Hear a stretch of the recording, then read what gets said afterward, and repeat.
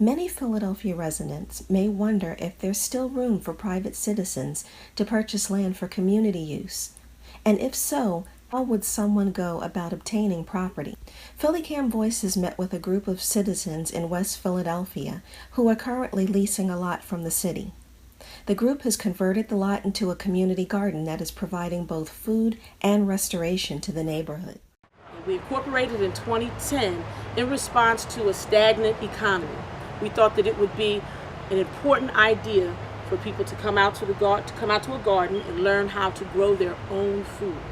We started by taking classes at Pennsylvania Horticultural Society, and after taking classes, we were encouraged to begin to actually look for property.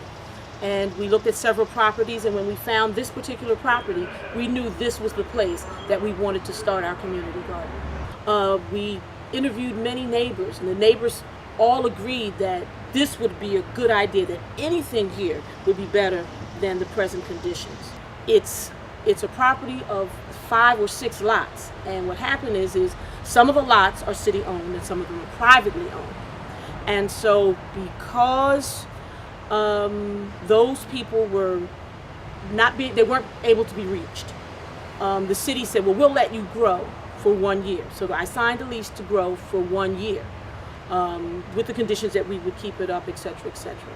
So when we talk about obtaining the properties that were owned privately, I did contact the Neighborhood Garden Trust, because the Neighborhood Garden Trust would help us maintain this land from developers. And that's where the land bank comes into play. We did all this prior to the land bank before the final vote took place for the land bank. We have an agreement with the gardeners here to maintain this land as well, to help us keep it clear of debris, and we maintain the outside, cutting down the high weeds and all, so the pedestrians could pass by.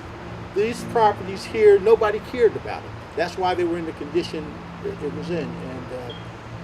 And Beverly and myself, we went to Overbrook, so we were kind of invested in the neighborhood itself. We went to high school, not far from here. And I hated to see this neighborhood going the route it was going. There were drug dealers and everything up and down the streets here. And as soon as we came in here, with the support of the neighbors that garden here, they dispersed. They don't like the fact that something's other than the negative activity that was going on here is now there's something positive going on here. We think this is a great opportunity for the neighborhood. We would hate to lose it to developers. We're not just sitting on this land doing nothing, and we're taking a valuable piece of land that can be utilized in this neighborhood. And it also beautifies the neighborhood. We got fruit trees out there. We got community coming together. A lot of people who never met each other before, and they just were passing by. So now I'm communicating with each other. So we're bringing families together. So we hope and we pray that this project will continue on. And really, if we can find other spaces just like this, we'll green them too. For PhillyCam Voices, I'm Lisa Barnes.